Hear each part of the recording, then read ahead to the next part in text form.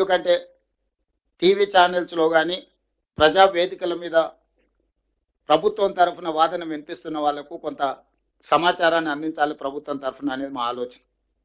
ఈరోజు తెలంగాణ రాష్ట్రం ఏర్పడిన తర్వాత చంద్రశేఖరరావు గారు ముఖ్యమంత్రి బాధ్యత చేపట్టిన తర్వాత, ఆంధ్రప్రదేశ్కు చంద్రబాబు నాయుడు గారు ముఖ్యమంత్రిగా బాధ్యత చేపట్టిన తర్వాత నీటి పంపకాలు జరిగినాయి. అందులో ఆ రోజు విద్యాసాగర్ రావు గారు, మురళీధర్ రావు గారు, సాగునీటి రంగ నిపుణులు పాల్గొన్నారని చెప్పుకున్న సమావేశంలో నికర జలాలు కృష్ణా నదిలో ఇంతకుముందే లెక్కలు చూపించారు. 3 రాష్ట్రాలు మహారాష్ట్ర, కర్ణాటక, ఉమ్మడి ఆంధ్రప్రదేశ్కి 811 టీఎంసీలు, కర్ణాటకకి 734 టీఎంసీలు, మహారాష్ట్రకు 585 టీఎంసీలు, మొత్తం 2130 టీఎంసీల నీటి కేటాయింపుల్లో ఉమ్మడి ఆంధ్రప్రదేశ్కు 811 టీఎంసీలు నికరంగా కేటాయించడం జరిగింది.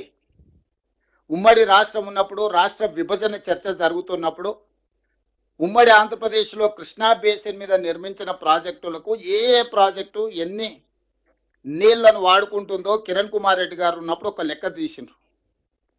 ఆ లెక్క ప్రకారము నీటి కేటాయింపులు జరగాలని, ఆంధ్రప్రదేశ్ ప్రయోజనం చేకూరాలని కిరణ్ కుమార్ రెడ్డి గారు తీవ్రమైన ప్రయత్నం చేసి ఆంధ్రప్రదేశ్ యొక్క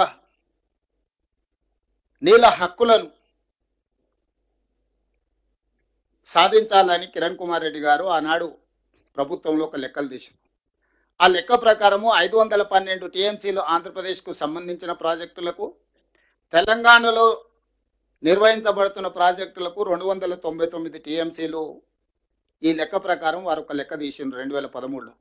అంటే 34% తెలంగాణకి, 66% ఆంధ్రప్రదేశ్కి.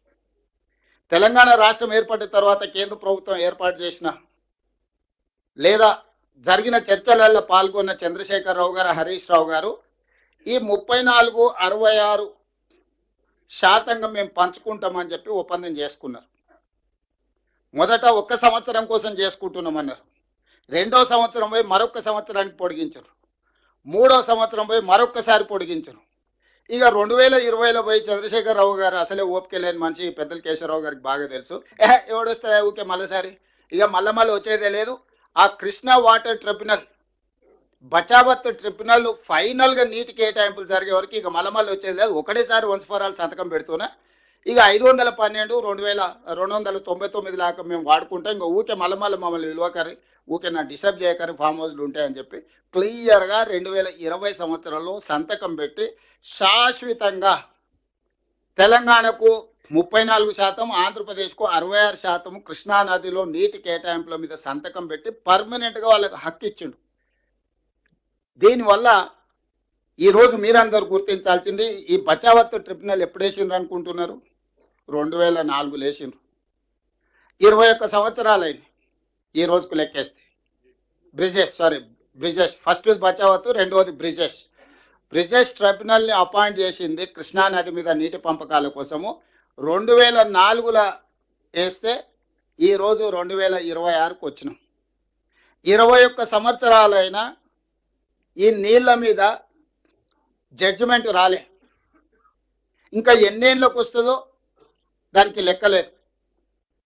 అట్లాంటిది ఆ జడ్జిమెంట్ వచ్చేంత వరకు 512 ఆంధ్రప్రదేశ్ వాడుకుంటుంది, 299 తెలంగాణ వాడుకుంటుందని చంద్రశేఖరరావు గారు సంతకం పెట్టారు. ఇది ఆంధ్రప్రదేశ్కు అలసైంది, అవకాశం వచ్చింది. ఈ ప్రకారంగా వాడుకోవడానికి అన్ని ప్రాజెక్టులు పూర్తి చేసుకోవడం కోసం వాళ్ళు బచావత్ ట్రిబ్యునల్ని ముందుకు పోనిస్తలేరు. డేట్ల మీద డేట్లు వేసుకుంటా సంవత్సరానికి 5-6 హియరింగ్స్ కూడా జరగకుండా వాళ్ళు వాయిదాలు వేసుకుంటూ పోతారు. ఎందుకంటే వాళ్ళకి క్లియర్గా ఒక లడ్డు దొరికింది.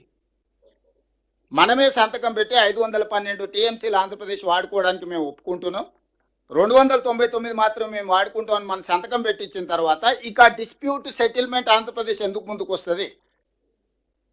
ఈరోజు బచావత్ ట్రిబ్యునల్ ముందల మన వాదన ఏంది? చంద్రశేఖరరావు బ్రిజేష్ ట్రిబ్యునల్ ముందల మన వాదన ఏంది? ఈరోజు మేము ఏం చెప్పినాము?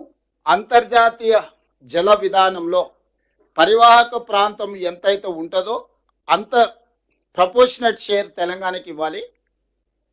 దాని ప్రకారం మా తెలంగాణ పరివాహక ప్రాంతం 71%, ఆంధ్రప్రదేశ్ పరివాహక ప్రాంతం 29%, దీని ప్రకారము మాకు 555 టీఎంసీల నీళ్లు వస్తాయి, మీకు మిగిలిన నీళ్లు మాత్రమే వస్తాయి. కాబట్టి మాకు నికర జలాలలో 811 టీఎంసీల్లో 555 టీఎంసీలు పరివాహక ప్రాంతాన్ని లెక్కగట్టి 71% మాకివ్వండి, 29% మీరు తీసుకోండి అని మొదటి వాదన వినిపించినాం. రెండోది, ఇదే బ్రిజేష్ ట్రిబ్యునల్ ఈ 811 కాకుండా అదనంగా ఇంకా కొంత నీటి లభ్యత ఉన్నదని 1005 టీఎంసీలు టోటల్గా ఉంటుంది అని ఆర్డర్ ఇచ్చిండ్రు గతంలో. దాని మీద సుప్రీంకోర్టు స్టే చేసింది.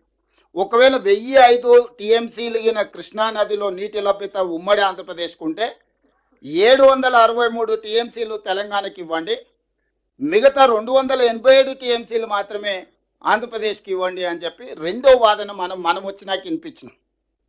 దాంతో ఈరోజు ఆంధ్రప్రదేశ్ ఉక్కిరి బిక్కిరి అవడమే కాకుండా ఆంధ్రప్రదేశ్ ప్రధాన ప్రతిపక్షమైన జగన్మోహన్ రెడ్డి గారు చంద్రబాబు నాయుడు గారికి లేఖ రాసిండు 19th November 2025, almost 1.5 month back.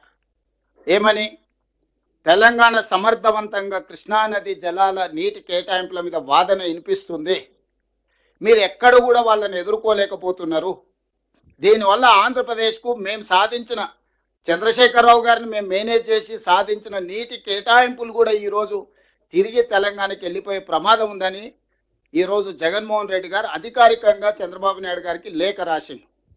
ఈ నేపథ్యంలో నిన్నమన్న జరిగిన ఎన్నికలు, ఈ నీళ్ళ వెనకాల కుత్సితమైన రాజకీయం ఉన్నది. తెలంగాణ రాష్ట్రం వచ్చిన తర్వాత లేదా చంద్రశేఖరరావు గారు మాజీ ముఖ్యమంత్రి అయిన తర్వాత 2023 డిసెంబర్లో జరిగిన అసెంబ్లీ ఎన్నికల్లో ఆ పార్టీ ఓడిపోయింది. 2024 పార్లమెంట్ ఎన్నికల్లో ఆ పార్టీ ఒక్క సీటు గెలవలేదు. ఆ పార్టీ పుట్టినప్పటి నుంచి ఈ పరిస్థితి ఎప్పుడు ఆ పార్టీకి లేదు. ఆ తర్వాత కంటోన్మెంట్లో జరిగిన ఉప ఎన్నికలు, ఆ తర్వాత జూబ్లీ హిల్స్లో జరిగిన ఉప ఎన్నికలు, ఆ తర్వాత సర్పంచ్ ఎన్నికల్లో జరిగిన ఎన్నికల్లో ఎక్కడ కూడా పార్టీకి ఆశించిన ఫలితాలు రాలేదు. ఓటమి తప్ప పార్టీకి ఏమీ కనిపించలేదు. ఇప్పటి వరకు ఎన్నికల్లోనే ఓడిపోతూ వచ్చిన బీఆర్ఎస్ పార్టీ మనుగడనే కష్టమవుతుందని చంద్రశేఖరరావు గారు గుర్తించి బయటకు వచ్చి మళ్ళీ జల వివాదం రేపితేనే ఇరు రాష్ట్రాల మధ్య వైషమ్యాల నేపథ్యంలో తెలంగాణ రాష్ట్ర ప్రభుత్వము రేవంత్ రెడ్డి ఆంధ్రప్రదేశ్కు సహకరిస్తున్నాడని ఒక అపోహను కల్పించడం ద్వారా తన పార్టీని బతికించుకునే ప్రయత్నంలో భాగంగా ఒక అబద్ధాల సంఘాన్ని ఏర్పాటు చేసుకొని అబద్ధాల సంఘం ద్వారా నోరు తెరిస్తే ప్రతి పదము అబద్ధం, తూకం వేస్తే 24 క్యారెట్ అబద్ధం. చంద్రశేఖరరావు గారు, హరీష్ రావు గారు చెప్పి ఏదైనా మీరు బంగారంతో మెజర్ చేయాల్సి వస్తే 24 క్యారెట్ ఈజ్ చాలా అత్యంత నాణ్యమైన బంగారం అంటారు కదా, అట్లా 24 క్యారెట్ అబద్ధాలు చంద్రశేఖరరావు గారు, హరీష్ రావు గారు చెప్పి మన మీద అపోహలు కల్పించే ప్రయత్నం చేస్తున్నారు.